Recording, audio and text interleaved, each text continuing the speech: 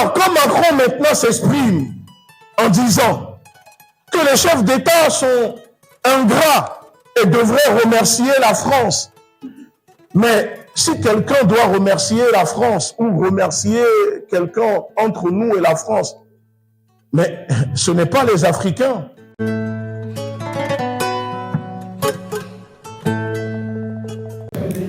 En disant, nous sommes des Africains. Non pas parce que nous sommes nés en Afrique, mais parce que l'Afrique est née en nous. Mesdames et messieurs, bonsoir. Le regard se drape donc. Enfant noir au cœur blanc, pourquoi ne pas hisser le drapeau de la paix, le drapeau de nos couleurs, de notre identité?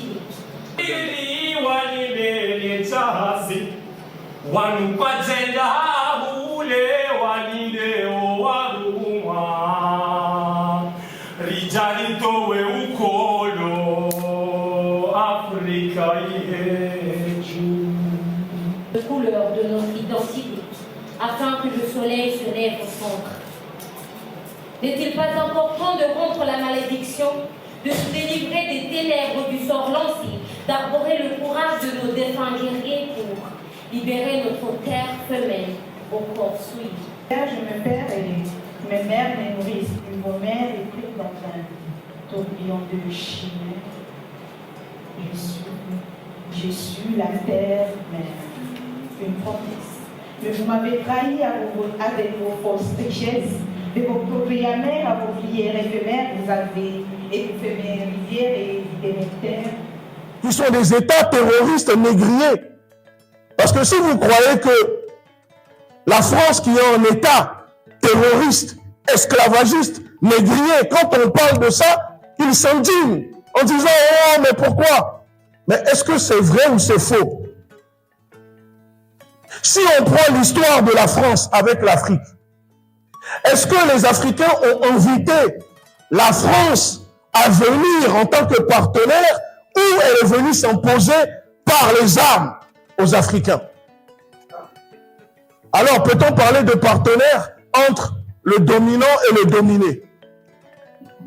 Peut-on parler de partenaire entre le colonisateur et le colonisé? Alors, pourquoi ces personnes, dans leurs éléments de langage, idéologiquement, sur les médias, disent « Mais nous sommes en partenariat avec l'Afrique. Nous discutons avec nos partenaires du retrait de l'armée française. » Mais qui sont leurs partenaires? Le peuple, le prolétariat sénégalais, africain, ou l'élite corrompue, la bourgeoisie comprador, qu'ils installent à la tête de nos pays, qui leur permettent de piller nos richesses, de nous dominer? Qui sont leurs partenaires? Moi, je ne suis pas leur partenaire. Je ne pense pas que ici, vous, le peuple prolétaire, vous êtes partenaire de l'armée française ou de Macron. Alors, quand Macron maintenant s'exprime en disant que les chefs d'État sont ingrats et devraient remercier la France, mais si quelqu'un doit remercier la France ou remercier quelqu'un entre nous et la France, mais ce n'est pas les Africains qui doivent remercier la France. C'est plutôt la France qui doit remercier les Africains matin, midi, soir, même la nuit.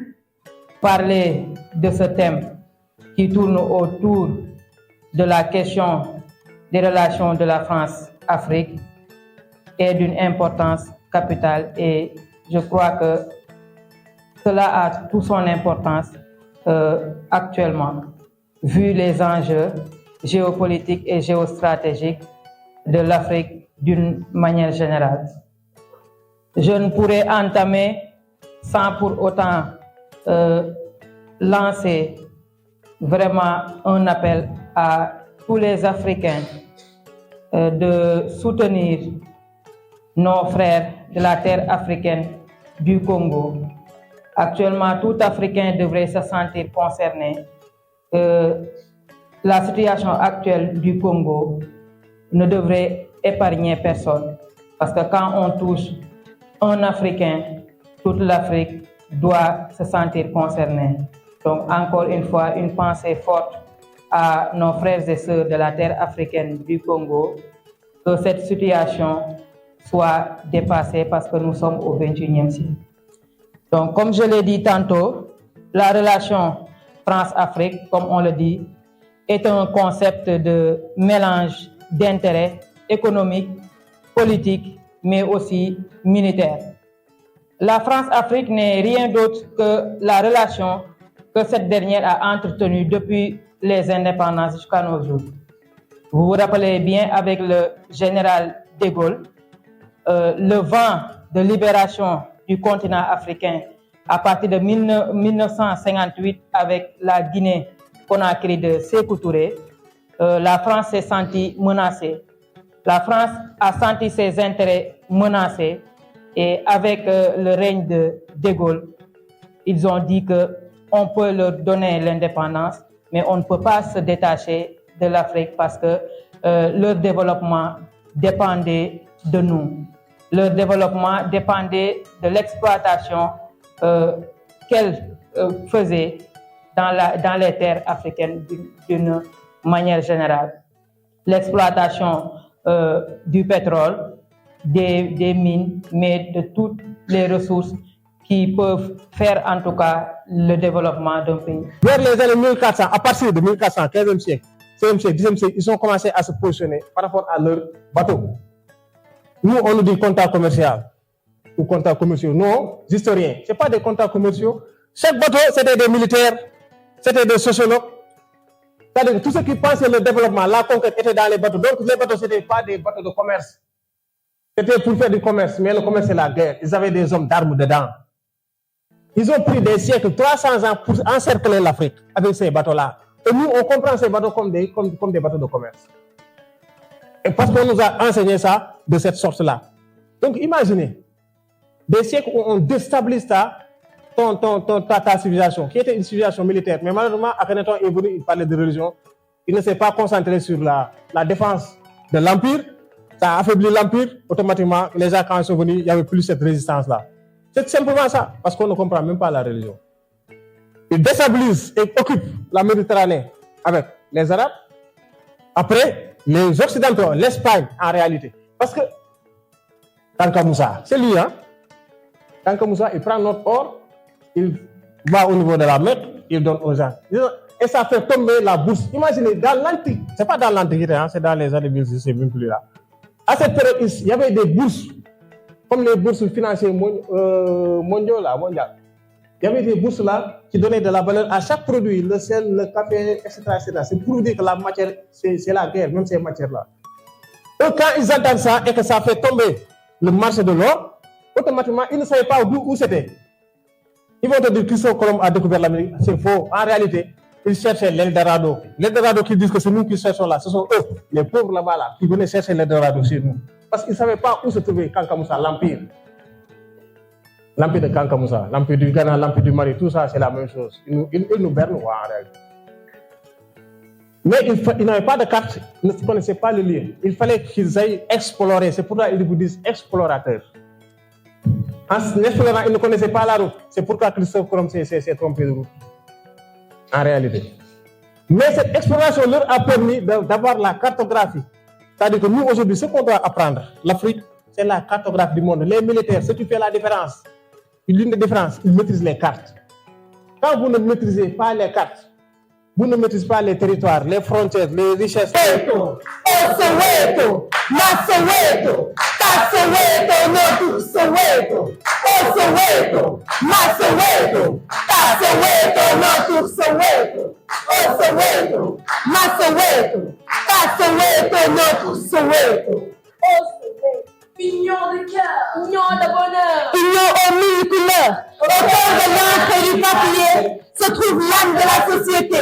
Au fond des décombres, sous l'ombre des forêts sombres, s'est réveillée une lumière très tôt pour éveiller vos esprits. Tantôt soumis, tantôt démunis. Cette lumière, c'est le S, le O.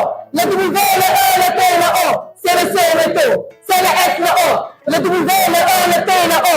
C'est le Soweto, oui. Ils sont venus sur le terroir. Nous ont tiré sur le territoire. ils nous ont imposé le mal. Leur teint, leur chevelure, leur façon de parler et tout ce qui leur appartenait. Ils étaient ingrats, Vous nous prenez comme des animaux. Le W, le E, le P, le O, c'est le C, le T. C'est le F, le O. Le W, le E, le P, le O, c'est le C, le T. Oui, c'est le C, le T. dem jàkkaarloo askan bi wax ak ñoom xamal bu subaa bu yii nii amee waxtaan bu amee wala bu ñu wootee rassemblement su ko defee mbooloo mi day gën a bëri mais toujours boo xoolee même équipe bi la man maay am information bi waxtaan ak Sylvestre wax ko Badji wax ko Sergi wax ko Thiam mu jógee Kaolack ñëw moom kese man ma jógee Casamance ñëw moom kese Zil jógee Ngexo ñëw moom kese Badji jógee Wokam ñëw moom kese noonu lay demee boo xoolee bu ñu nekkee ci weer bi ba léegi noonu la fay demee et je pense que ñun tey dañoo war a évoluer jóge foofu dem def ay effet de conscience c'est-à-dire il faut ñu ñemee terrain bi Badji da koy wax saa su ne mais ko xëy bi yëpp ci terrain bi la. Il y a beaucoup de pays d'Afrique qui n'ont plus la présence militaire française dans leur pays. Ça signifie que les intérêts de la France et de l'impérialisme sont très menacés. Donc nous sommes en guerre plus que jamais. Mais est-ce que nos États qui sont en train d'essayer de sortir la mainmise de la France en Afrique sont prêts? Est-ce qu'ils sont prêts? Est-ce que la population elle est prête? Afrique, une libération totale, générale, pour abattre le néocolonialisme. Même si vous luttez, je crois qu'il doit prendre du temps avant de sortir, sérieusement. France-Afrique, maintenant, c'est terminé. Eux, ils le savent. Eux, ils s'organisent pour revenir chercher une autre sorte de domination. C'est nous qui dormons. Nous dormons toujours. Nous luttons, nous arrivons à placer des gens aux têtes de nos États. Et ces gens-là, c'est comme s'ils sont en décalage ou en déphasage avec la population, avec les aspirations des peuples. On va commencer par le commencement, le pourquoi du comment. Comment ils ont réussi à faire cette neurocolonisation-là, comment ils ont réussi à installer ça dans nos esprits et dans ce continent, sur ce continent, pardon. Je m'en fous, je ne suis pas français, si je fais une faute, vous comprendrez.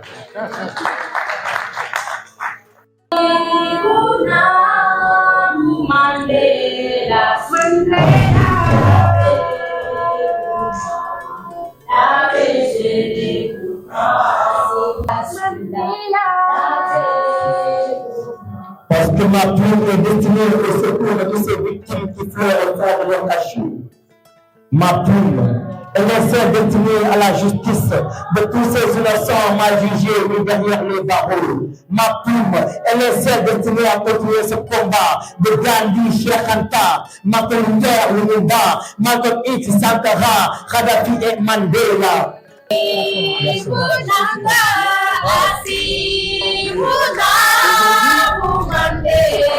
L'Africain se trompe encore parce que la ES a fait une prouesse en chassant l'armée française que la France-Afrique est morte. Non, au contraire, nous voyons que la France-Afrique est en train de se réorganiser.